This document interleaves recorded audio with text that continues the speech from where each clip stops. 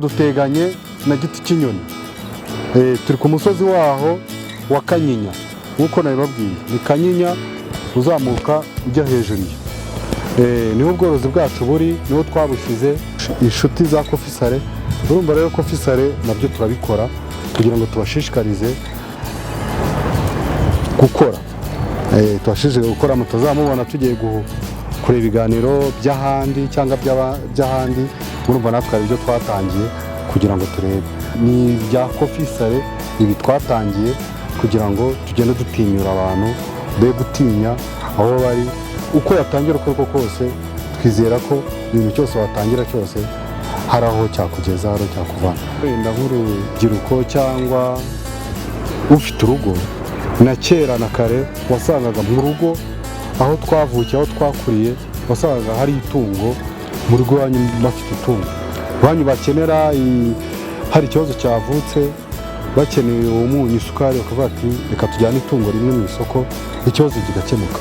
Ariko baka kanya muri iki gihe usanga mu rugo abantu bifitiyeyo, bariyororeye imbwa, ipusi, tutajyana ku isoko.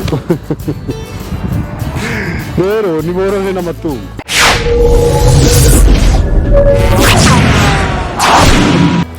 Nk'uko bisanzwe nuko tubimenyereye, dukunda gusura ubworozi n'ubuhinzi. Uno munsi tukaba tugiye mu bworozi bw'ihene. Turagira ngo rero turebe ubwo bworozi bw'ihene uko bumeze. Ubu niho turi kujya mu murenge wa Kanyinya, aho hazwi hano ku giti cy'inyoni. Twazamuka tukajya kureba ubwo bworozi bw'ihene uko buteye. Uko bisanzwe rero dukunda kubagezaho kugira ngo abantu batinyuke gukora, kuvuga ngo nta kazi gahari cyangwa ibyo gukora byarabuze, ikintu cyose wageraho. Niyo mpamvu tuje kureba ubu bworozi bw'ihene aho bugeze. Ni karibu, twagenda tukajya kureba. Harimo akagendo aho amatungo ari. Ndabona turi kuhagera aho amatungo ari, katuhagere neza turebe uko bimeze. Urabona ko ari ahantu hari urwuri, hari urwuri ho kurishiriza, kuziterera zikisanzura, zikarisha igihuru.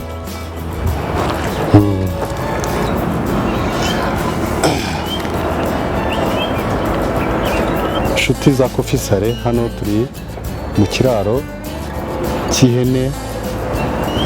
Twagira ngo tuganireho ku bworozi bw'ihene kuko dusanzwe tubimenyereye, dusanzwe tuganira ku bworozi bugiye butandukanye. Uyu munsi rero twagira ngo tubagezeho ubworozi bw'ihene. Tukaba turi mu murenge wa Kanyinya, wenda aho bazi cyane ku giti cy'inyoni. Twatekereje korora ihene muri uno murenge wa Kanyinya kubera ni mu misozi miremire, habamo ibihuru kandi ihene zirabikunda, habamo ubwatsi ihene zikunda kandi zikabaho neza. Ni muri urwo rwego rero twatangiye iki gikorwa. Intanga twabonye ari ahantu hadatuwe, hitaruye abantu, hategereye abantu. Nubwo wenda ari mu mujyi, ariko hari ahantu umuntu yabyaza umusaruro, umuntu abona hapfa ubusa, hari icyo wahakorera. Kugira ngo wenda amagere ntabwo ari ukubera nari maturiye, nahoraga ncaho buri gihe, ariko ndebye uno musore batari ahantu ko nta kintu gihari, nta kintu umuntu yahakorera. Uri ahantu hose urareba ukavuga ngo reka ndebe ko nabyaza umusaruro, aho kugira ngo myapfuze. Nk'izi ngizi zimaze ibyumweru, izi ngizi zimaze amezi 2. Seramo ziba amezi 2 zi.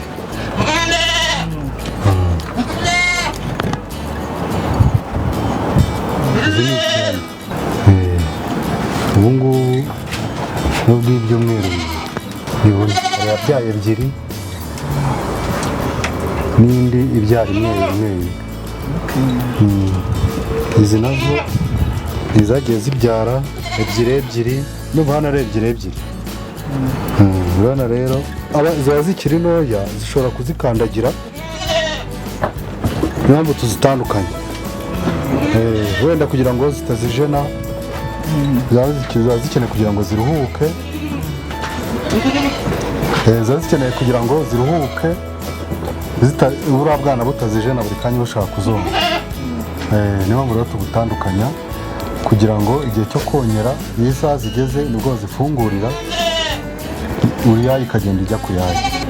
Uyu mushinga ni muri rwa rwego nyine abantu bavuga ngo ibintu byose ntabwo bishoboka, ariko twatangiye kugira ngo turebe, ariko urabona urwego tumaze kugeramo twatangiranye ihene 8 ariko urabona aho zimaze kugera. Nibwo twashyizemo na ziriya ntama bya bindi tuvuga ngo nyine ahantu ubwatsi burahari harisanzuye, reka nazo tugerageze. Nazo ariko zarabyaye, urabona ko nk'ingiyi nyuma nazo zigiye kumara amezi 2. Iyi ni intama twabonye nta kibazo gitera, dore indi urabona ko zimeze neza, urabona ko zimeze neza, nta kibazo zitaye, kandi ku bana nta kibazo twabonye. Urumva kabisa nabonye ibintu byose birashoboka, bishobora kugira ngo byiteho ubikore wumva ubishaka ugerageza amahirwe. Byose wari gutangira kuko ntacyo na kimwe urakamenya, ariko ujye ubigerageza ubona ko byose bishoboka. Icyo nabonye ni ukubyitaho, ukahaba ukagumya ukabikurikirana. Izikeneye imiti, nta miti yindi irenze, ni imiti ya vitamini, aba ari ikinini kimwe kandi kigura 250 n'icy'inzoka. Udutoya aba ari ibiceri 200, utw'inzoka na vitamini nta bindi, aba ari ibyo ngibyo. Ubundi kuko hano hari urwuri, ari ahantu hisanzuye zikaragirwa, nta zindi mbogamizi nari nabona kwihene, bisa kuzikurikirana ukaziha amazi. Ubworozi bw'ihene ni ikintu narebye, urabona ihene ku iki gihe inyama yayo zirahenze, zirahenze. Abonye ihene zihenze navuga ati reka dukore uno mushinga w'ino hene, w'izi hene tuzikorere kuri aka ni agasozi gahanamye cyane gafite ibihuru, mbese kuburyo zajya zirisha ibihuru.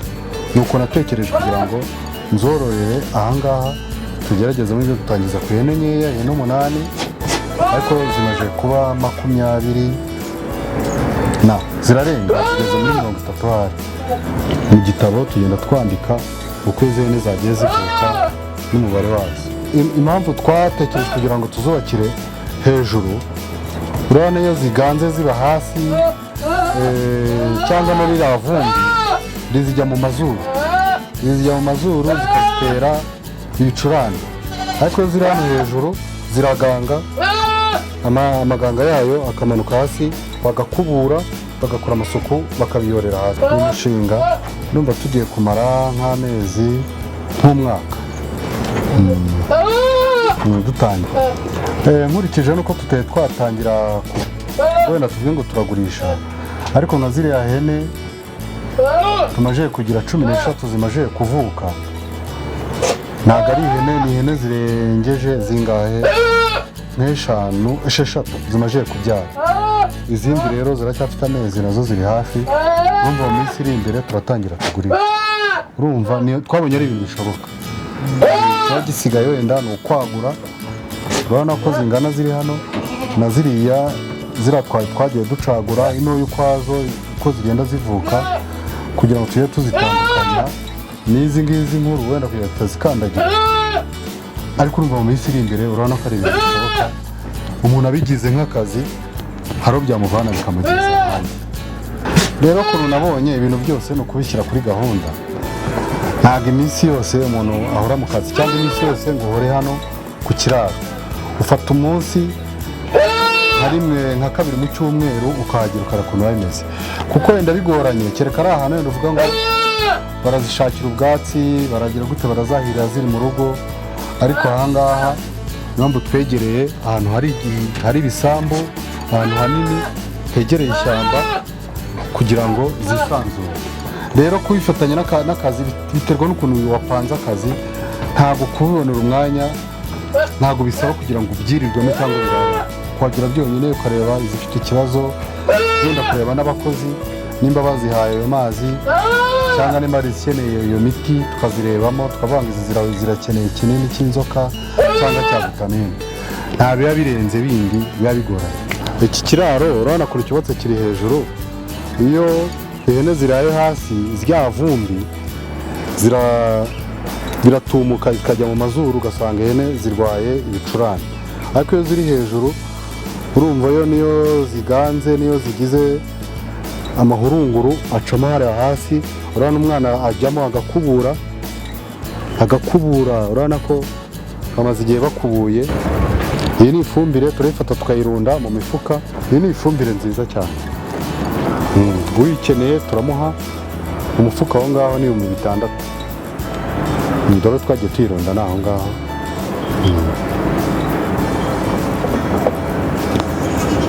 Urumva rero ni ibintu byatunga umuntu, byageraho bimukora bikageraho bimugeze. Urabona ko twateganyije, urabona ko hari ni ugusakara wenda bibura kugira ngo tuzagure, kuko ikiraro urumva cyo cyaba tayari, urumva cyatangiye kuba gito, cyabaye gitoya. Urumva na ziriya nazo nizikura, hamaze kubyaramo 6. Izindi rero turacyategereje igihe, urumva cyahise kiba gitokwa. Ikintu nabashishikariza, ntabwo bakagombye kugira ubwoba cyangwa bakavuga ngo ntabwo byashoboka. Ikintu cya mbere ni ukubanza ukabikunda, ukumva ko icyo ushaka gukora kigomba kuguha inyungu. Kandi urumva iyo ugize amahirwe ukabona ihene z'icyororo imwe ikajya ibyara ebyiri, urumva umusaruro wawo wose. Kandi urumva nimba ari ibyo kugira ngo zikuzamure, ugomba kugenda uzishyira kuri gahunda. Buri hene ukavuga ati ngiyi yabyaye izi ngizi, ku buryo ari aho bikuvana bikakugeza, ukavuga ati igihe runaka ihene ibyarira mu mezi 4. Urumva mu mwaka ibi byayemo 2.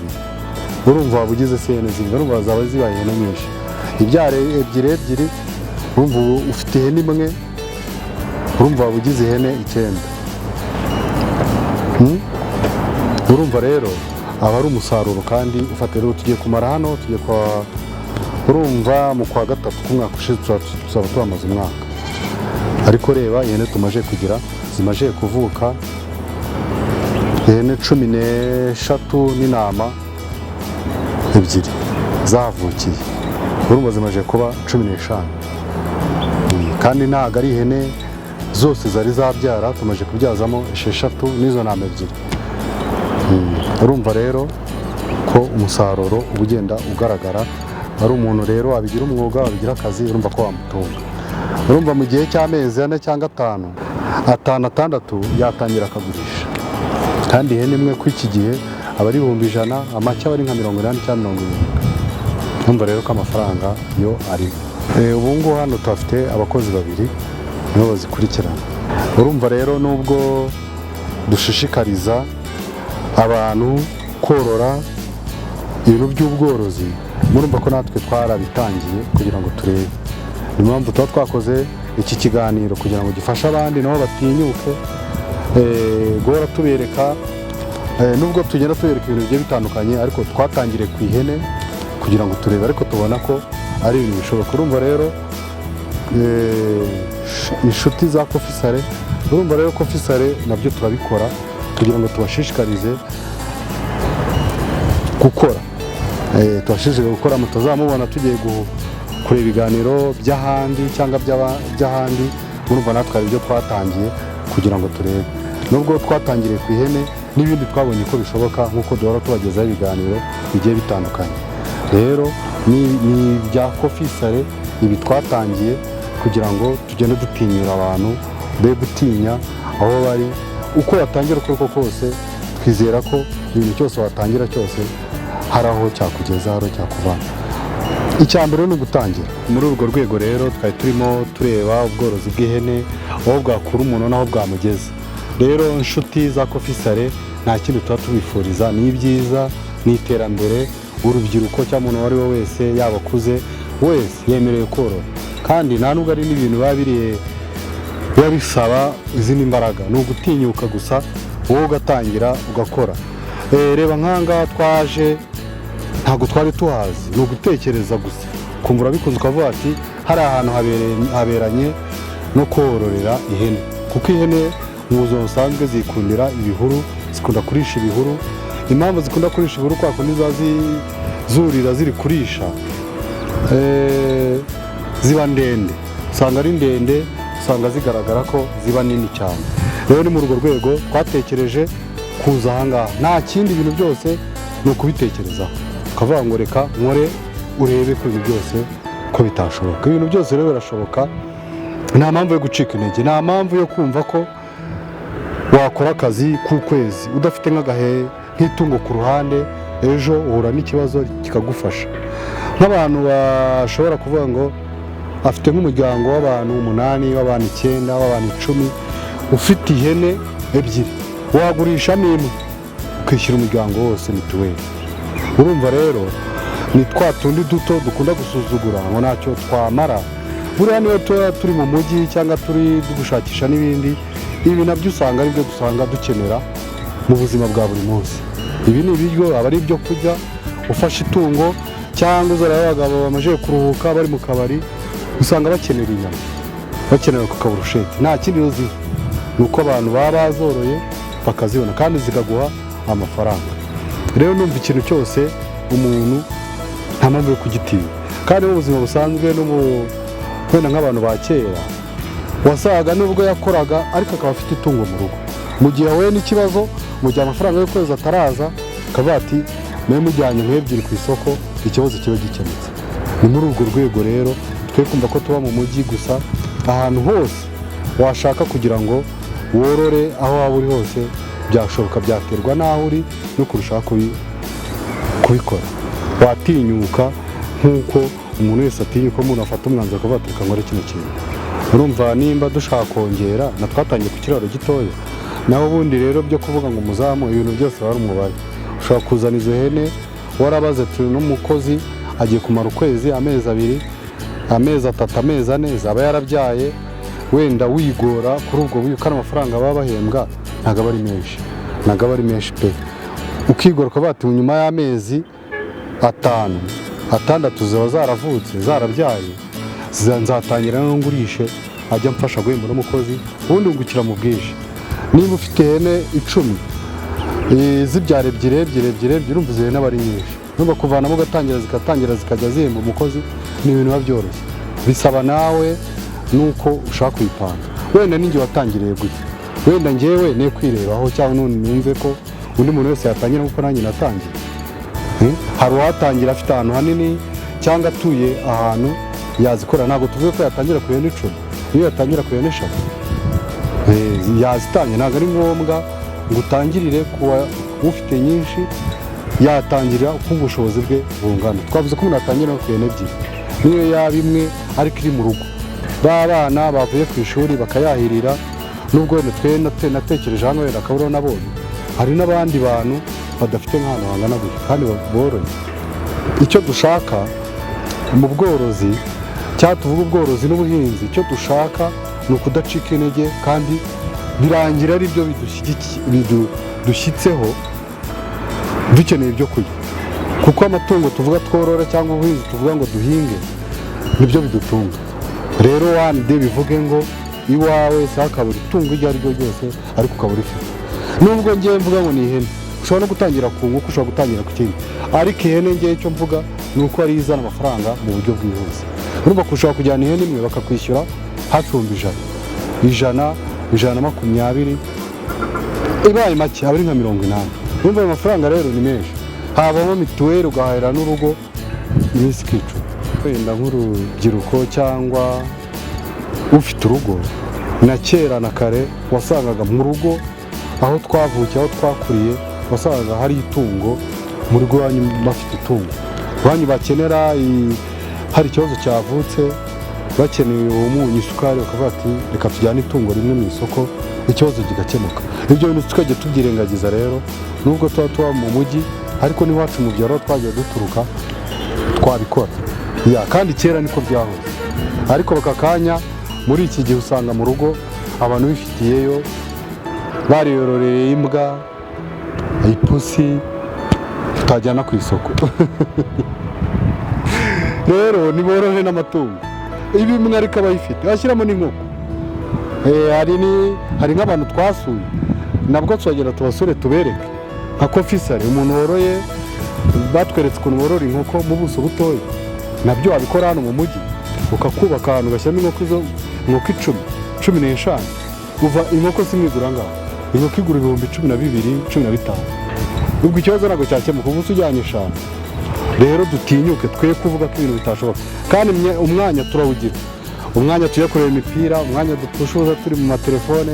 Izo nkoko ndi kubabwira ni iminota ingahe? 15, bazigaburira 2 ku munsi, gushyiramo ibyo kurya gusa, iminota ingahe ukajya mu bindi, nta kintu kigoranye. Ahubwo twebwe dukora amaboko mu mufuka n'imitekerereze kandi tubihindura, twumve ko kera mu buzima aho twakuriye barororaga kandi twabayeho kandi twarakuze. Natwe rero tugomba gusubiza ubwenge inyuma, buriya ngo utamenye iyo ava namenye iyo ajya. Dusubize inyuma aho twavuye, tumenye ko ibintu ari byo bigomba kudutunga. Nitutabikora rero hakiri kare, sinzi ubwo kuntu bizagenda. Ariko ibyiza icyo nabashishikariza, mutinyuke, buri akantu kose twabyaza umusaruro kandi bizashoboka. Kandi icyiza nk'ubuyobozi bwacu dufite buradushishikariza gukora, kwiteza imbere. Rero ndumva rero nta mpamvu yo gutinya. Ubu ngubu niyo mbogamizi dufite, nkurikije aha ngaha nk'igihe tugiye kuhamara, bikiri kutugora cyane ni amazi. Amazi tuyavoma hano hepfo, ntabwo ari kure, hari abaturanyi bafite amazi niho tuyakura. Ariko ubwo twari gushaka ubushobozi turebe ko twahazana amazi kugira ngo noneho ziye zinywa amazi zisanzwe. Rero no mu gihe cy'izuba cyo ziba ziyakeneye cyane, ariko nyine nta kindi. Iyo watangiye ikintu, gutangira biragora, hari imbaraga ushyiramo cyangwa ukanigomwa kugira ngo icyo ushaka ubone ko wakigeraho. Ubisanze ubitangira ubona ko nta mbogamizi, nta kigoye gihari, ko twasanze amazi ubu niyo ari kutugora cyane cyane kujya kuyakura hano hepfo. Harimo ariko ni nk'ingo nk'3 kugira ngo agera hano. Turi gutekereza no kubaka ikigega cy'amazi, amazi tukajya tuyafata, amazi y'imvura, kugira ngo tujye tubona ukuntu tuziha zikihaza ku mazi. Niyo mbogamizi ubu ngubu dufite, ariko iyo watangiye umushinga n'ubundi ugenda byose ubigeraho gake gake. Impamvu ibintu byose twavuze ni gake gake, ariko paka bikagera ku murongo. Aha ngaha nta zindi mbogamizi duhura nazo. Icyo twavuga ni uko twavuga ngo ubwatsi buba burimo, urabona ko hano hose hareshya. Ubu zirisha aha hose kugira hirya iriya, barazirekura zikidagadura, zikarya. Iyo zikubiswe, iyo izuba rivuye, nibwo wenda bazicyura mu kanya nka saa 10, saa 9 barongera bazahure, bazirekure, zongere zijye kurisha. Urabona ko dufite ahantu hanini cyane kandi ntabwo hegereye abantu, wenda ngo zirababangamira. Nta kindi kibazo rwose twagira. Duteganye na Giti cy'inyoni, turi ku musozi waho wa Kanyinya. Nk'uko nabibabwiye, ni Kanyinya uzamuka ujya hejuru. Niho ubworozi bwacu buri, niho twabushyize ahantu hitaruye ingo, ntabwo hegereye ingo, kugira ngo zirishe ibi bihuru zisanzure. Niho ubworozi bwacu buri. Nka Kofisare, kugira duhore wa mugani tubereka abo twagiye gusura, natwe ubona ko twatangiye umushinga w'ubworozi bw'ihene. Murakoze cyane, kandi nk'uko bisanzwe, nk'uko muhora mureba channel zacu, inomero za telefone ziba ziriho, n'abakeneye ko tubasura bakatwereka aho bageze n'urwego bagezemo, kugira ngo twereke abandi, dufatikanye ibintu rwose, kumva ko twishwe n'inzara, twishwe n'ubushomeri, dutinyura abantu bakore. Uwaba ufite ubundi bworozi cyangwa yadufasha kugira ngo dushishikarize n'abandi, twereke abandi aho abandi bageze, rwose inomero zacu kuri channel yacu ibiriho, waduhamagara. Ni Kofisare, noneho tukagusura, twegerana n'abandi nabo bagatera imbere. Murakoze, ubwo tuzasubira nawe utangiye wagezagaho. Ni Gaby.